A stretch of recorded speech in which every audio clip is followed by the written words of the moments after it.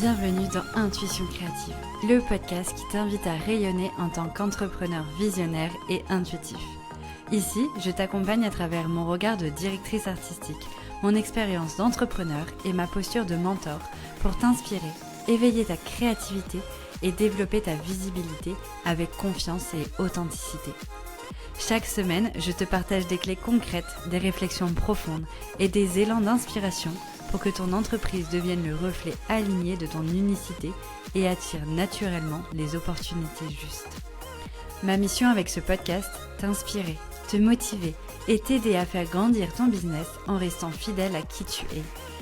Je suis Anne-Laure Bailly, graphiste web designer intuitive et fondatrice de Studio Eucalyptus, mon studio de création graphique, et de la Sphère, mon mentorat collectif. Depuis 2016, j'accompagne les entrepreneurs sensibles et visionnaires à révéler leur identité visuelle et à bâtir une marque rayonnante, alignée et pérenne. Ici, on se retrouve chaque lundi à 7h, en tête-à-tête ou aux côtés d'invités inspirants. Alors abonne-toi dès maintenant pour ne manquer aucun épisode et avancer pas après pas vers une visibilité qui te ressemble.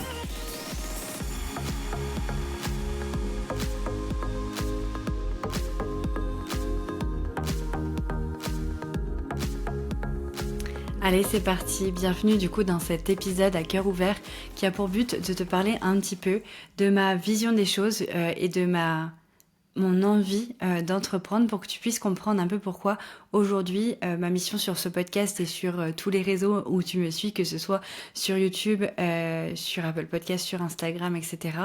Pourquoi je veux et j'ai cette mission de vouloir aider les personnes à développer leur visibilité et développer leurs projets.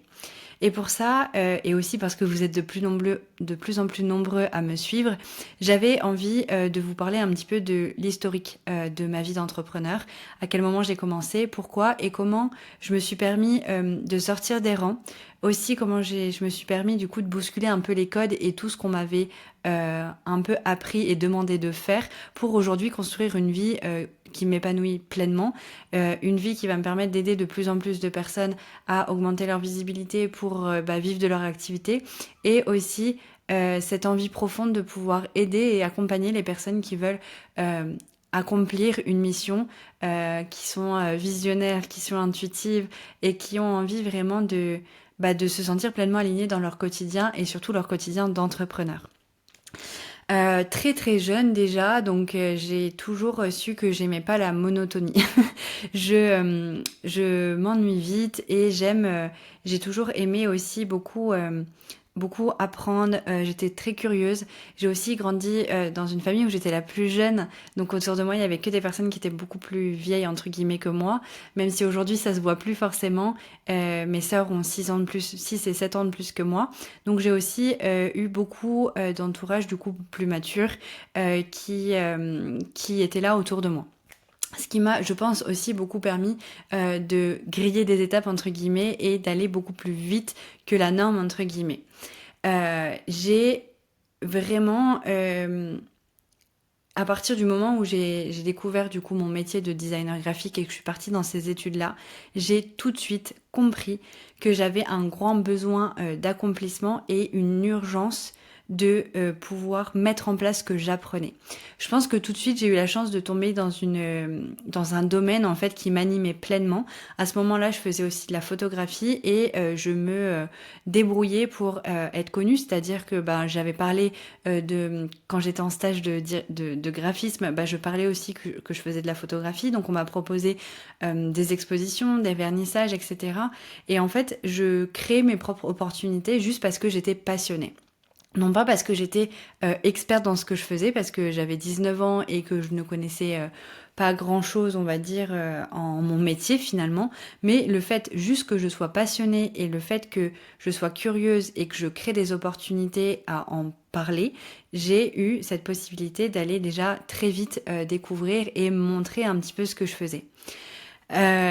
J'ai du coup, je pense... eu envie assez rapidement et l'opportunité et ça s'est présenté pour que je monte ma micro-entreprise. Je finissais seulement ma première année d'études et à l'époque du coup c'était pour faire de la photographie. Et j'ai foncé, mais tête baissée. C'était oui, bah oui, ok, vous avez besoin que je sois en micro-entreprise, pas de souci, je crée ma micro-entreprise. Dans le week-end, c'était fait et allons-y. En fait, je me suis jamais mis de barrière. Pourtant, bah, à ce moment-là, j'avais quand même une vie très étudiante où je sortais, où bah, je faisais du sport, je travaillais le week-end, je voyais mes amis. J'étais très jeune, j'avais que 19 ans, mais je me suis pas dit ah bah je verrai plus tard. Je me suis dit bah let's go, je vais le faire et on verra.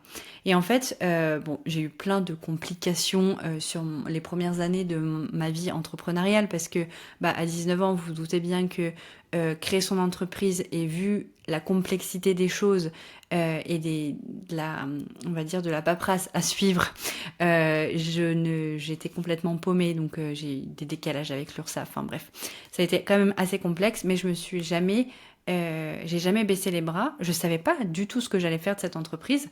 Je me disais, bah, je vais trouver un CDI derrière, ça va être un petit complément de revenu, on verra, mais j'ai confiance, j'y vais.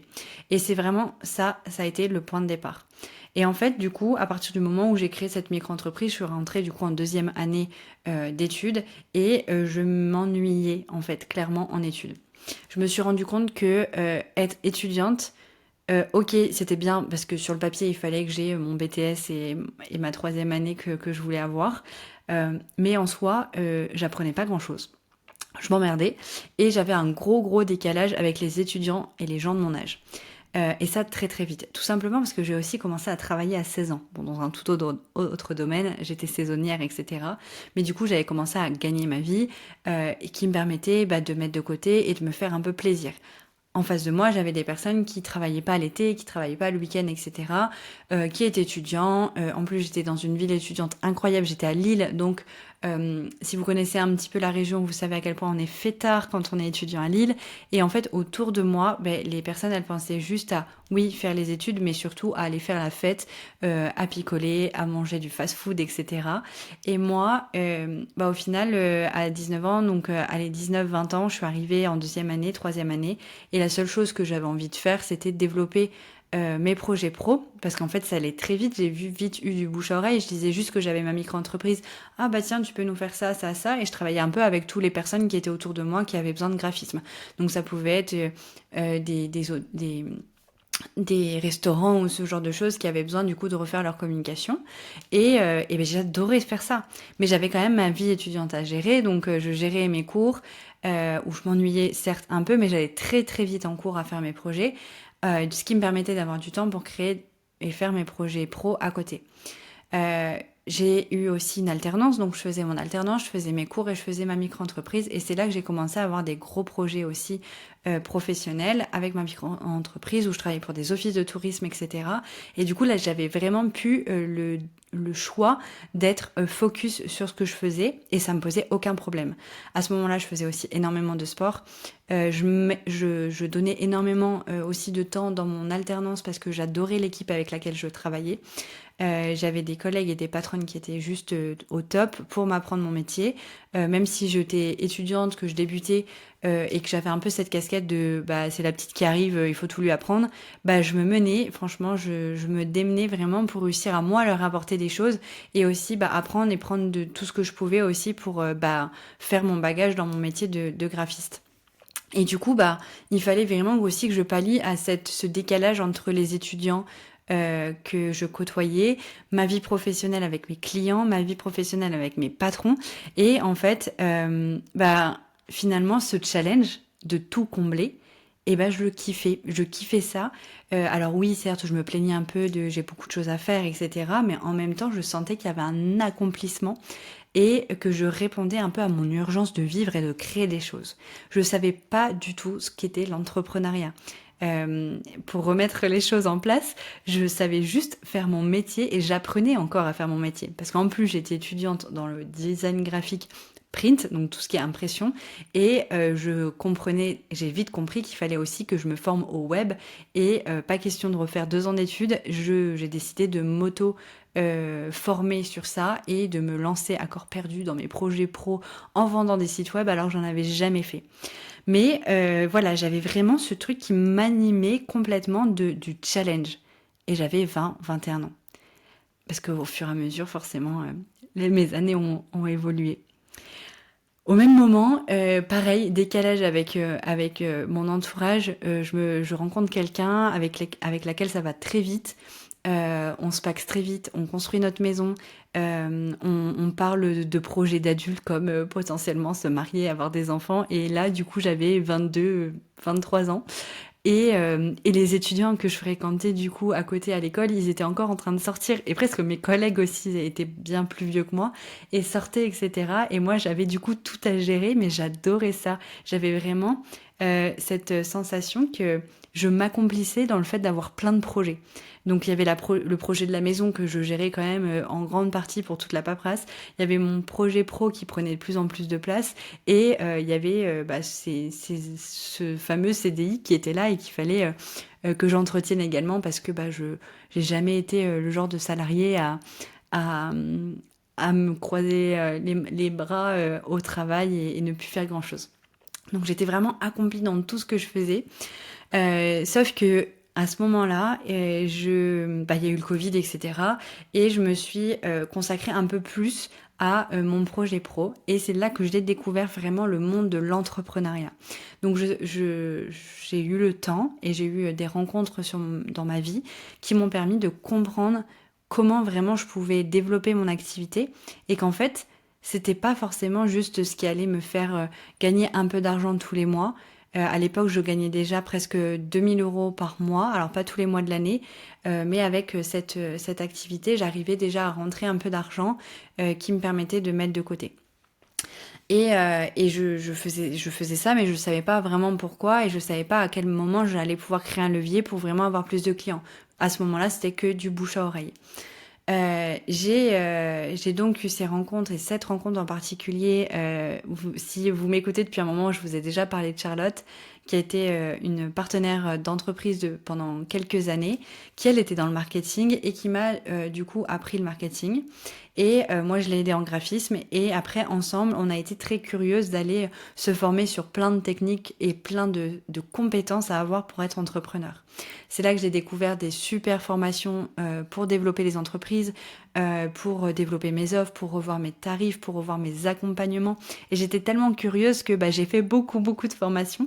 Et aussi, voilà, comme je le disais pour le web, etc., je vendais des choses avant même d'être experte dans ce que je faisais. Parce que j'avais pleinement, mais pleinement conscience et confiance en moi. Et donc voilà, j'ai commencé à vraiment mettre toute mon énergie et ma passion au cœur de mes réflexions, de mon quotidien.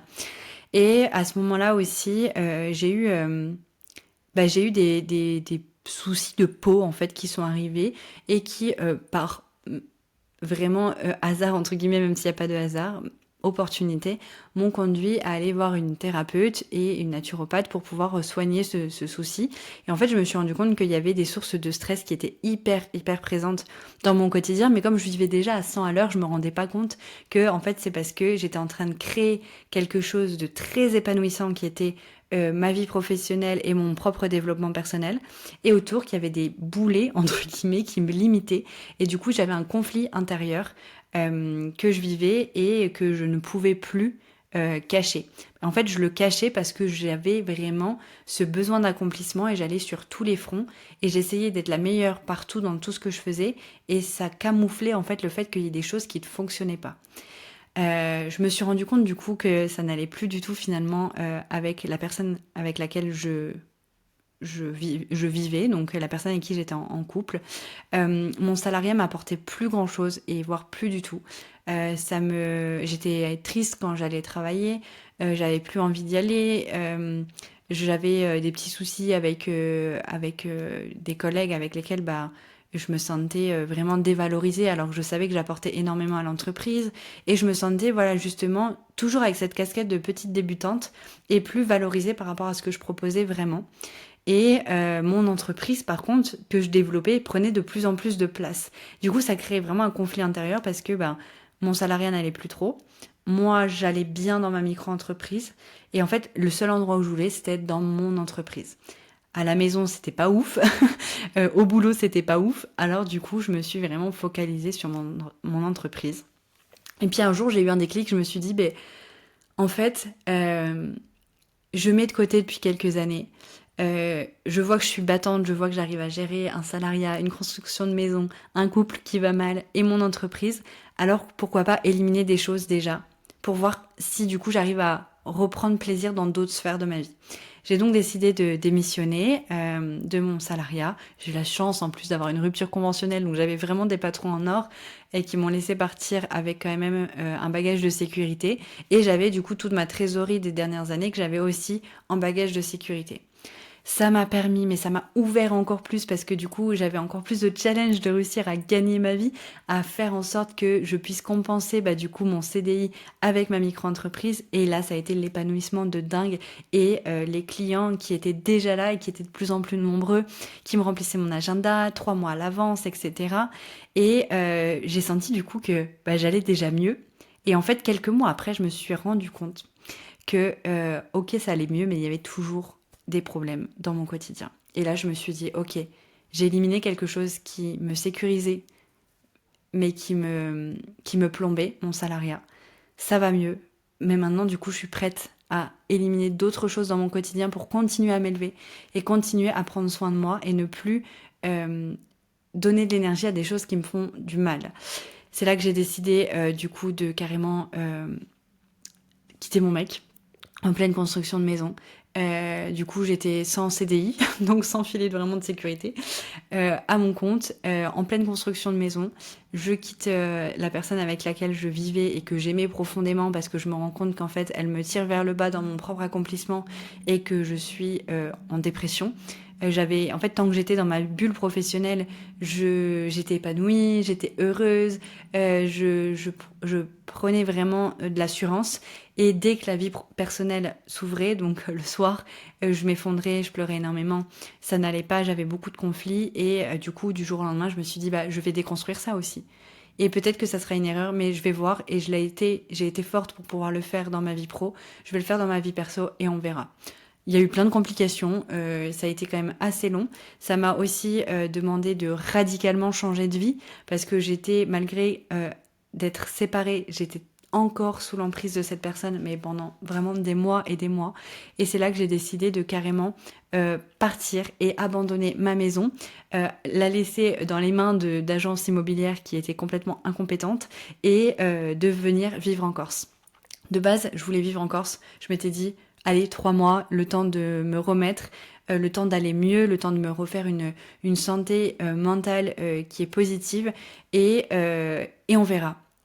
Et en fait, j'ai plus jamais quitté la Corse, tout simplement parce que ça a été une terre qui m'a permis de guérir. Alors j'en ai chié depuis, pendant quand même de longs mois, parce qu'il a quand même fallu gérer à distance la maison. J'ai quand même réussi à la vendre, mais j'avais encore beaucoup, beaucoup de choses sur le plan personnel à guérir. Donc ça n'a pas été du jour au lendemain, c'est bon, je vais en Corse, je vis la meilleure vie. Oui, je vivais la meilleure vie, mais il fallait reconstruire énormément de choses. Et en fait, je pense que mon autodiscipline dans ma vie professionnelle, parce que du coup, tous ces mois et toutes ces années, malgré que dans ma vie personnelle, ça n'allait pas, il fallait absolument que ma vie professionnelle fonctionne. Et comme ça fonctionnait, ça m'a donné de la force et de l'autodiscipline pour moi aller bien.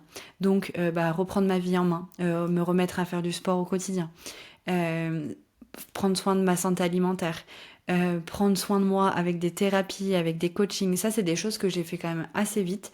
Dès du coup les soucis de peau, donc j'avais genre 21 ans, j'ai commencé à prendre soin de moi, découvrir le développement personnel, donc j'ai pris des thérapies, etc. Ici, quand je suis arrivée, j'ai continué pareil à aller découvrir différentes méthodes pour aller mieux. Donc si vous le savez, si vous me suivez, vous savez que voilà, j'ai quelques pratiques spirituelles qui m'ont aidée et après beaucoup de pratiques de développement personnel et de coaching et de thérapie qui m'ont permis de libérer énormément de choses. Ça, c'est quelque chose vraiment sur lequel j'aimerais que tu prennes conscience. C'est que t'as beau avoir toute la motivation du monde et que t'as beau savoir que tu peux aller mieux, que tu peux réussir, tout seul, tu vas jamais avancer aussi vite que si tu es aidé. Les coachings, que ce soit les coachings pro, les coachings perso, les thérapies, etc. que j'ai vécu ont été vraiment des gros tremplins pour moi, que ce soit dans ma vie professionnelle ou dans ma vie personnelle. C'est vraiment, vraiment la source de toutes les grandes étapes et les grands changements que j'ai pu avoir dans ma vie. Et ça m'a vraiment énormément aidée. C'est ce qui m'a permis du coup de me reconstruire. Aujourd'hui, avec tout ça, du coup, je me suis rendu compte que je n'avais plus aucun frein. Et en fait, finalement, est-ce que j'en ai déjà eu? Parce que maintenant, après avoir du coup déconstruit toute la vie que j'avais créée, parce que j'étais quand même très fière d'avoir ce CDI en sortie d'études.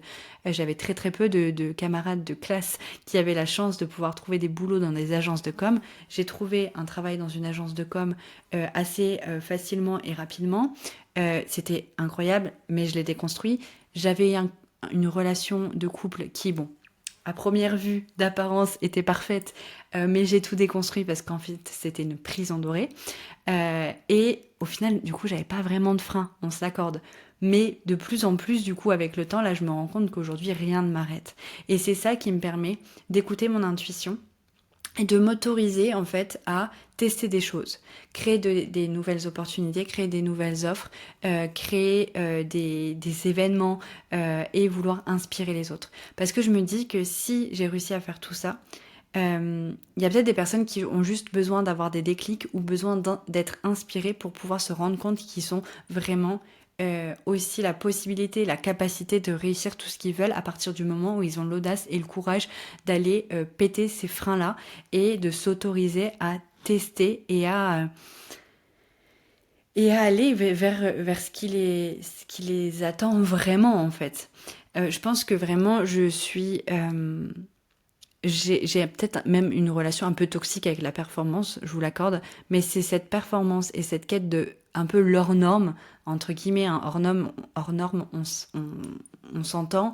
J'ai pas non plus dépassé des montagnes, j'ai pas non plus fait des changements de vie incroyables, etc. Mais c'est déjà énorme pour moi, je trouve, à l'âge que j'ai et à l'âge que j'avais de pouvoir déjà aller griller ces étapes-là. Après, je pense que j'ai été aussi très inspirée de mes grandes sœurs qui sont ultra motivées, qui sont des battantes aussi et qui ont toujours un peu bousculé les codes, changé de travail, etc. pour être épanouies. Donc je pense que voilà, c'est un peu aussi dans nos gènes. Mais... euh, mais voilà, aujourd'hui, la performance, c'est quelque chose que je recherche, c'est quelque chose qui m'anime, que ce soit dans la vie pro ou dans la vie perso, parce que dans le sport, si vous me suivez sur les réseaux, vous voyez aussi que je suis un peu une guerrière au niveau du sport. Dans le crossfit, j'adore, pareil, je suis pas à un niveau professionnel, je suis pas à faire des compétitions, etc. Quand je parle de hors norme, j'en suis pas là, mais le fait pour moi, rien que de faire 4, 5, 6 fois du sport par semaine, pour moi, c'est déjà au-delà de la norme. En fait, on n'est pas très nombreux à faire ça. On n'est pas très nombreux à ouvrir notre entreprise à 19 ans, à réussir à quitter et déconstruire beaucoup de choses qu'on aurait créées pour se lancer dans une nouvelle aventure, pour oser croire à ses rêves. Alors pour moi, juste ça, en fait, c'est déjà de leur norme. Et je pense que c'est important aussi de se rendre compte parfois, on réalise des choses qui sont pas énormes, mais qui sont déjà en fait incroyables. Et c'est en réalisant tout ça qu'on se rend compte qu'on est capable de beaucoup plus. Et que il faut arrêter de penser que aux choses qu'on n'a pas encore accomplies, mais regarder déjà tout ce qu'on a réussi à accomplir pour réussir justement à accomplir de nouvelles choses. Cette performance, du coup, pour moi, c'est une force. Même si, voilà, là, je vous ai parlé un petit peu rapidement, enfin rapidement, je vous ai quand même fait 15 minutes de récap de ma vie. Il y a eu des moments où, voilà, il y a eu un peu burn-out, trop de travail justement pour me sortir un peu de ma dépression dans ma vie professionnelle, de ma vie personnelle, etc. Mais voilà, c'est cette performance, cette urgence d'accomplir des choses qui m'a permis aujourd'hui d'en être là. J'ai appris il y a pas longtemps quelque chose aussi et j'en suis mais tellement fière.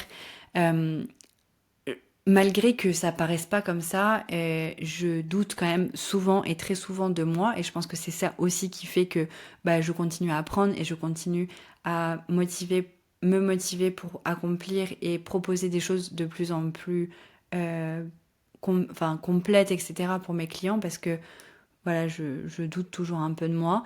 Il y a beaucoup de moments où j'ai peur de pas réussir à faire le chiffre d'affaires que j'ai besoin pour pouvoir me payer. Alors que tout roule, j'ai jamais eu un mois sans client, j'ai toujours de l'avance, etc. Tout roule, mais il y a toujours cette peur. Cette peur, elle se crée aussi par le fait que parfois je vois des entrepreneurs sur internet qui ont débuté il y a peut-être que 2-3 ans et qui font déjà des millions. Alors des millions, même allez, 100 000 par mois ou 100 000 par trimestre, etc. Et je me dis, waouh, c'est incroyable, comment ça se fait que moi j'y arrive toujours pas. Ça, c'est des pensées que j'ai quand même très souvent. Et du coup, qui ont tendance parfois à me faire de la peine parce que je me dis, je donne tout et j'y arrive pas, j'aimerais atteindre ces paliers-là, j'y arrive pas, etc. Et en fait, récemment, j'ai appris que finalement, en fait, il y a que 30% des entrepreneurs qui vivent de leur activité. Et en fait, ça fait 3 ans que je vis de mon activité, que j'arrive à me payer tous les mois. Et que du coup, je fais partie seulement de ces 30%-là. Et ça m'a vachement rassurée et ça m'a permis encore plus d'asseoir ma posture de mentor auprès de vous, que ce soit en direction artistique ou même en accomplissement professionnel, en boost de visibilité, etc., avec mon mentorat qui est la sphère. Parce que finalement, oui, certes, aujourd'hui, je fais pas 100 000 euros par mois, j'en suis loin. Je fais pas 100 000 euros non plus par trimestre, j'en suis loin. Mais en fait, je fais quand même partie seulement de 30% de personnes qui arrivent à se rémunérer de leur activité pro. Et je pense que toutes les expériences que j'ai vécues, tout mon bagage et toutes les expertises aussi que j'ai peuvent aider d'autres personnes à être dans la même place que moi et de vraiment pouvoir être épanouies par le fait de s'accomplir dans un projet qui les anime profondément. Et ça, c'est juste énorme en fait. Soyez ces personnes qui font des choses que les autres ne font pas. Si vous voulez du coup continuer et tendre vers une vie du coup qui vous épanouit complètement. Et c'est ça, je pense, ce qui va vraiment nous permettre de faire que ça marche. C'est déjà l'audace de pouvoir oser déconstruire des choses, abandonner des choses pour reconstruire quelque chose de nouveau, même si ça nous fait peur et même si c'est l'inconnu. Donc ça déjà c'est le premier ingrédient. La confiance en soi aussi énormément. Confiance en son intuition. Si tu sens au plus profond de toi que tu as envie d'accomplir un projet, fais-toi confiance. C'est pas pour rien que tu as cette idée un peu vraiment qui est là et qui vient te chercher. Et aussi le fait de kiffer faire ce que tu fais en fait. Parce que c'est bien beau d'avoir des projets, etc. Mais si tu t'ennuies et si tu te sens pas pleinement aligné dans ce que tu fais, malheureusement, je pense que ça va pas réussir à te faire vivre pendant longtemps ou du moins tu seras pas pleinement épanoui. Et on a besoin quand même d'être épanoui quand on est entrepreneur. On sépare pas notre vie pro et notre vie perso. Dans le sens où c'est des extensions de nous-mêmes. Donc on a beau dire oui, mais on peut faire le pont entre la vie pro et la vie perso, faire des séparations. Oui, des séparations dans le sens quand tu vas être en dîner en famille, tu vas pas parler de ta vie pro. Mais ici, dans la tête, tu vas forcément avoir des connexions en fait avec ta vie pro tout le temps. Donc c'est important aussi de se dire qu'il faut que tu kiffes ce que tu fais et que ça t'anime et que ça soit pas qu'une source de stress ou une source de juste revenu, mais que ce soit là vraiment pour te faire kiffer, pour te sentir pleinement toi et pleinement à ta place. Euh, je j'avais vraiment envie de partager tout ça parce que je sais à quel point ça peut inspirer, ça peut aussi faire comprendre pourquoi aujourd'hui je transmets tout ce que je transmets et ça me permet aussi à moi en toute franchise de me rendre compte aussi de tout le parcours que j'ai vécu et que aujourd'hui j'assume pleinement de prendre cette place d'entrepreneur qui inspire et qui guide d'autres personnes à entreprendre, être visionnaire et faire confiance à son intuition pour pouvoir entreprendre avec un parfait alignement et un parfait accomplissement. Cette urgence de vivre que j'ai eue du coup très très jeune, je l'ai toujours. Je veux que tout aille vite, etc. Et c'est pas, il faut pas avoir honte de ça en fait. Donc si tu sens qu'aujourd'hui tu gâches ton urgence de vivre pour les autres ou parce que tu as des peurs, teste. Fais comme moi, fais petit à petit, essaye des projets, sors de ta zone de confort. Il y a plein de choses et plein de conseils que tu peux découvrir d'ailleurs dans ce podcast Intuition créative. Mais vraiment, tu risques quoi en fait? Tu risques quoi de tester, de faire un truc que tu kiffes? Tu risques quoi d'abandonner des choses qui te font du mal? Alors oui, tu vas en chier pendant un petit moment parce que forcément quand tu lâches quelque chose, t'as le deuil à vivre, etc. Mais pour gagner quoi? Pour gagner de l'épanouissement, pour gagner de la confiance, pour gagner une sensation d'accomplissement qui va juste générer en toi mais du bonheur absolu. Donc fais-toi confiance, ose, voilà, juste ose vivre tes rêves et si tu cherches en fait justement des personnes qui comme moi, ont ces grandes visions et qui veulent accomplir des choses, entoure-toi de ces personnes-là. Il est hyper important que ton entourage te soutienne et que tu choisisses ton entourage. Moi, dans toutes ces emmerdes que j'ai eues et toutes ces euh, ces petites emmerdes pour ces grands accomplissements, il y a eu plein de personnes qui ont essayé de m'arrêter. Il y a plein de personnes qui m'ont dit d'arrêter quand j'ai eu mes premières emmerdes avec l'URSSAF parce que j'avais pas compris comment il fallait déclarer. Il y a plein de personnes qui m'ont dit d'arrêter quand je leur parlais des taxes que je me prends par les impôts. Il y a plein de personnes qui me disent d'arrêter quand je leur dis que j'y pense H24 en mode ouais mais si t'es salarié peut-être que t'y penserais moins, peut-être que finalement t'aurais plus de kiff et plus de liberté. Je me suis pris les peurs de plein de personnes et je suis sûre que j'en oublie parce que on en aura toujours des personnes qui vont nous balancer leur peur en pleine gueule. Mais pour essayer de limiter ça, c'est de revoir notre entourage professionnel et du coup de bien s'entourer.